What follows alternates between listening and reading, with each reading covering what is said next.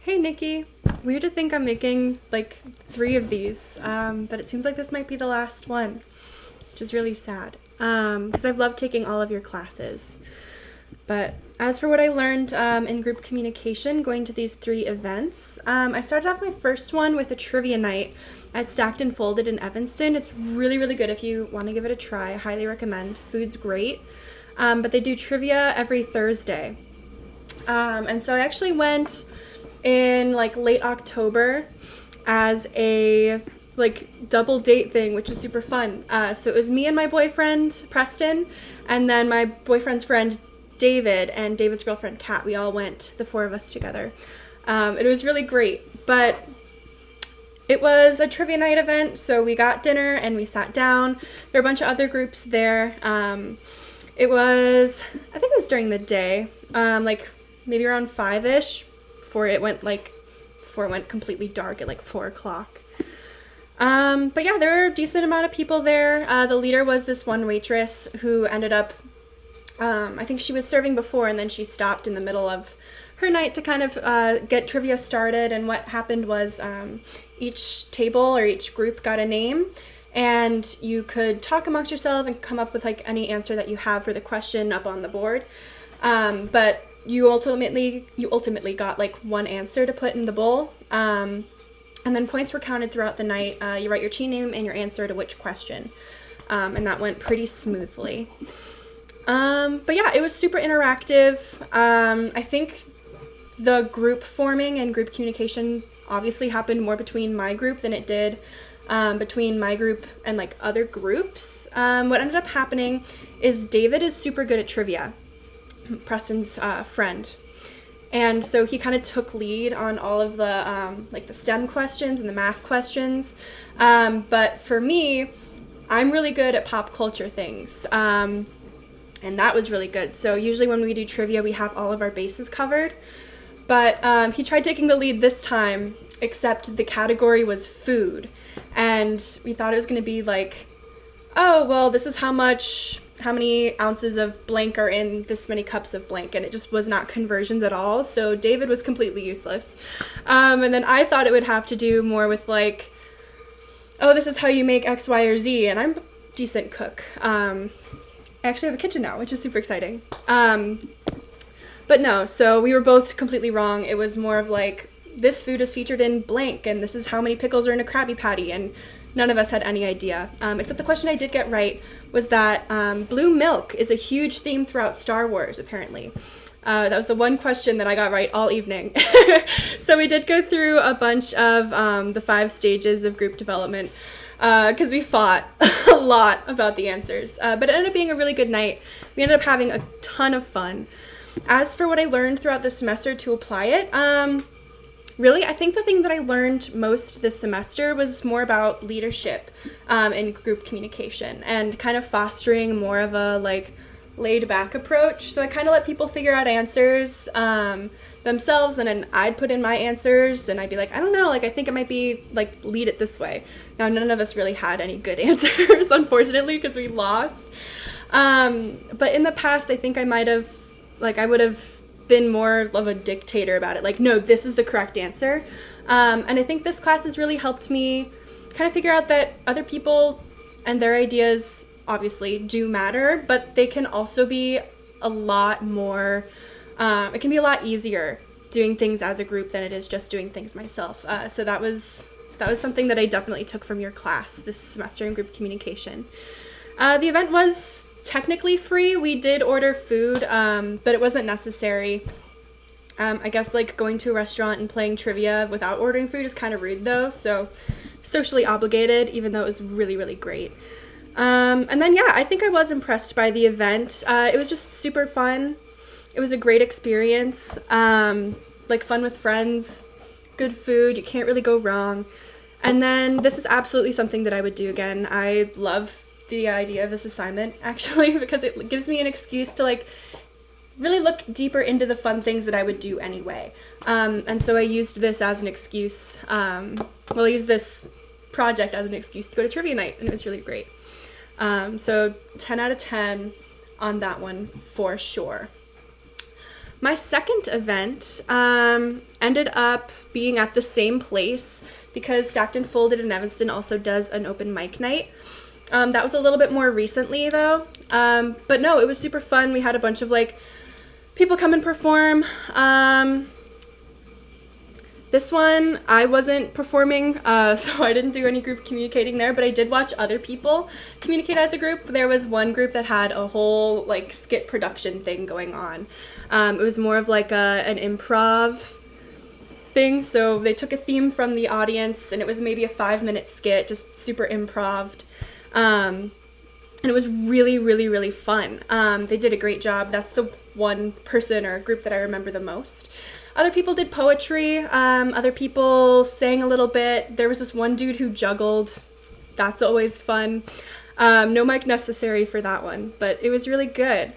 So yeah, it was a live event, Stacked and Folded in Evanston. It was pretty well attended. It wasn't as well attended as the trivia night, because I think people are shy, but I always like going to open mic nights. I think it's fun to see what other people do. And some of it's like really emotional and heartbreaking and wonderful stories. And then you have a dude who's like just juggling. So having both sides of the emotional spectrum there was super fun. As for the 5 stages of group development, obviously that was seen a lot more with the group who did a bunch of improv together. So I think, I don't know, there's this one dude who took the lead on all of it, and he was always like pushing for yes and, which you're supposed to do in improv. But I think everyone else was kind of like taken aback because they must have practiced this beforehand or had like some idea what was going to go on. But this one dude was kind of like just driving the whole thing forward, which made it like, it was funny, it was good, but it would have been a lot better to have like everyone on the same page as opposed to like one person just kind of like moving everyone along forcibly, you know? It was interactive in that anyone who wanted to get up could like get up on stage and do whatever they'd want to do.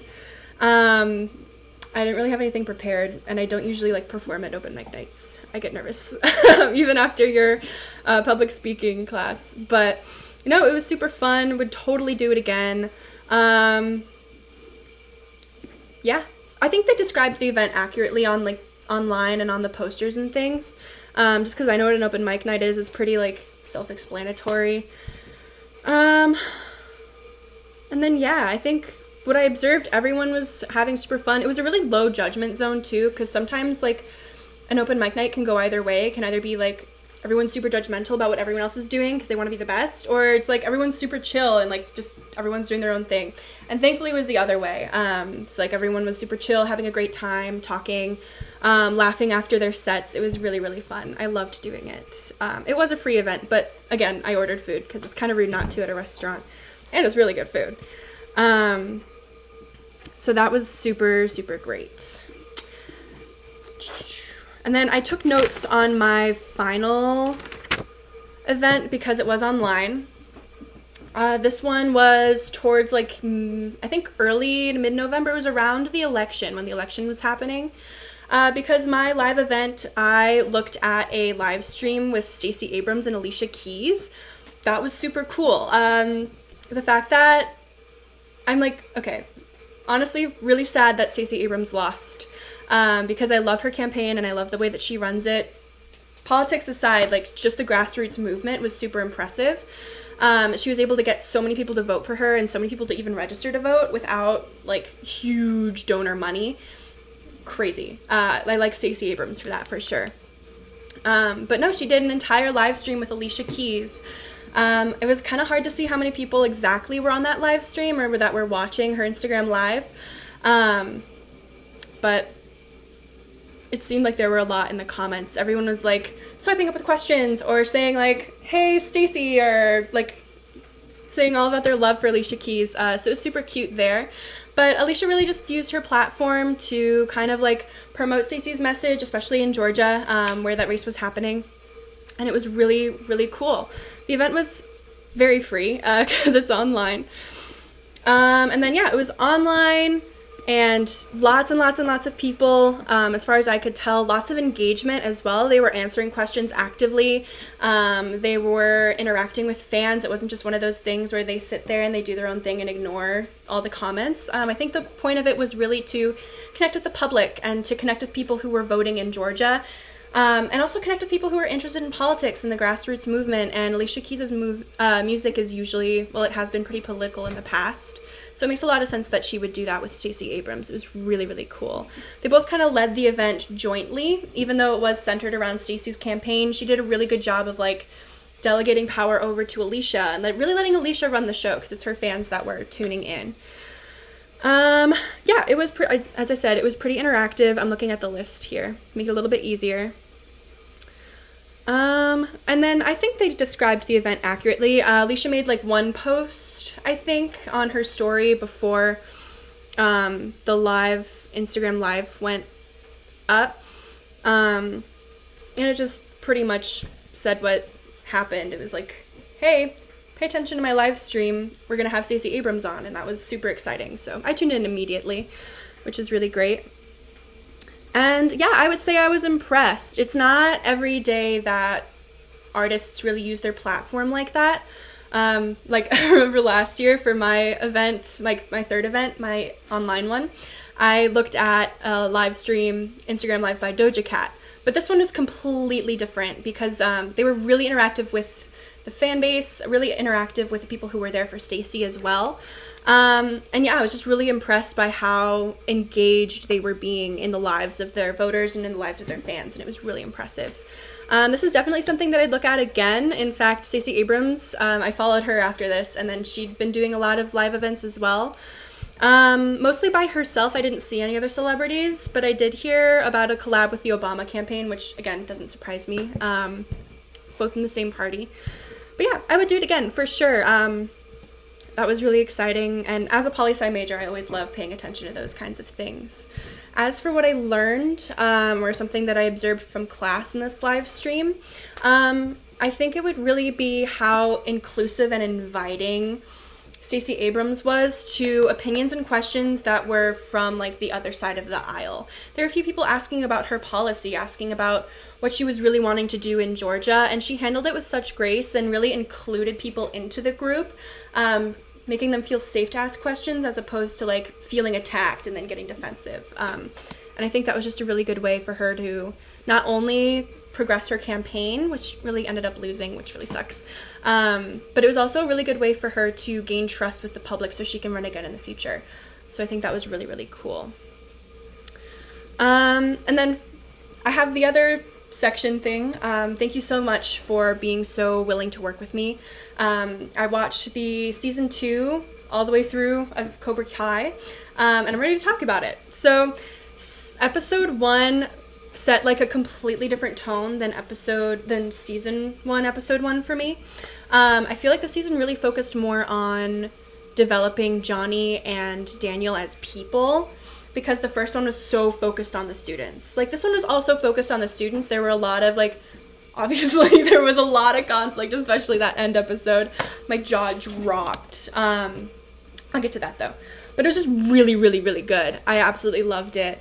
I actually think I liked this season more than season 1. Season 1 just felt, like, super childish. But I think it's, like, obviously it's surrounding high schoolers and their issues, and they are children. So it makes sense that it would be childish.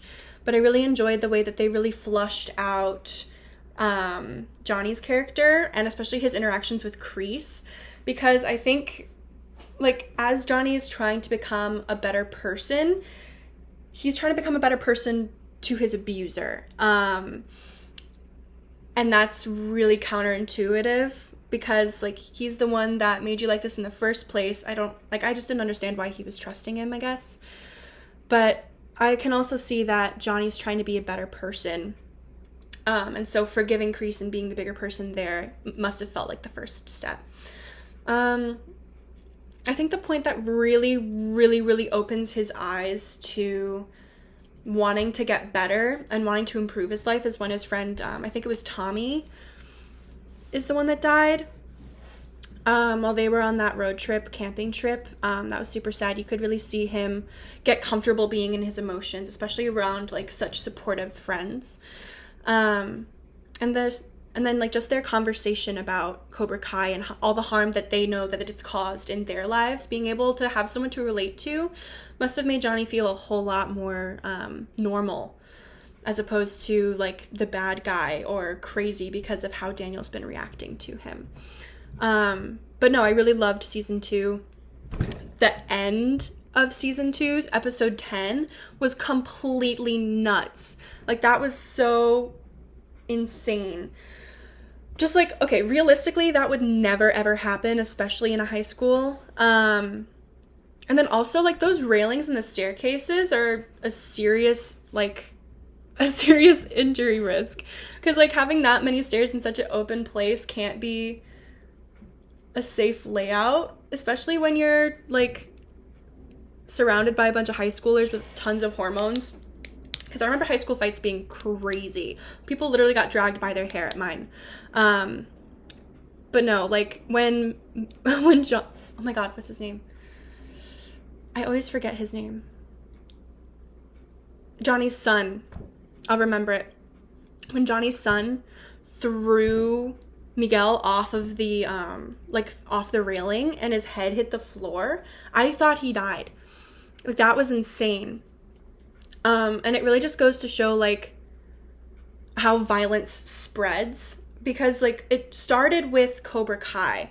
It started with just that dojo. And then Kreese upped the ante on all the violence and all that violent rhetoric, really pushing Hawk to be hyper aggressive, especially with him like destroying Miyagi-Do karate's like dojo. Like, that was nuts. But then I think that violence really ended up seeping into and causing like the people around them, and then causing so much problems outside of just Cobra Kai. And that was really experienced with that fight, especially between Tori and Sam, and the fight between Miguel and Johnny's son. This is gonna bother me that I don't remember his name. But no. So, loved season 2. I liked it a whole lot more than season 1, just because it went faster. I think the fighting got better. Sam, she kicks butt, but you can tell, like, the difference between the actress Sam kicking butt and then her stunt double kicking butt, and that kind of ruined it for me, because I kind of just, like, saw the differences there in ways that, like, were disappointing. Because Sam would, like, come out of a roundhouse and then she'd go, like... And it was just unrealistic, but that always bothers me. So it's like more of a me thing than a whole show thing. As for my experience this semester, I really liked the class. I like every single one of your classes. I really loved how open it was. I think especially if this was the first class I'd ever taken with you, it would have been a lot more difficult. Like to wrap my head around, but I was really grateful for having experience with your teaching style and with what you expect and your expectations work-wise in other classes. That was really helpful. But I loved how much control you really gave us over our education. I think we did a pretty good job of learning on our own and teaching each other, and then figuring things out for ourselves. That was really, really nice. I think that's also the thing that stuck out to me, is how much we were really able to learn on our own and learn from each other. I think a lot of the information that was passed around was done in class during discussions, and that was super fun. I think at the beginning of the semester we had a little bit more of an issue with talking than the end of the semester, but we just had to go through the 5 stages of group development to figure that one out. As for something that I learned that surprised me, I don't know. I think what I learned was I'm a lot better at communicating than I thought I was. Not to like toot my own horn, but I think it's nice to know that I'm at least on track with where I am like going through my college career.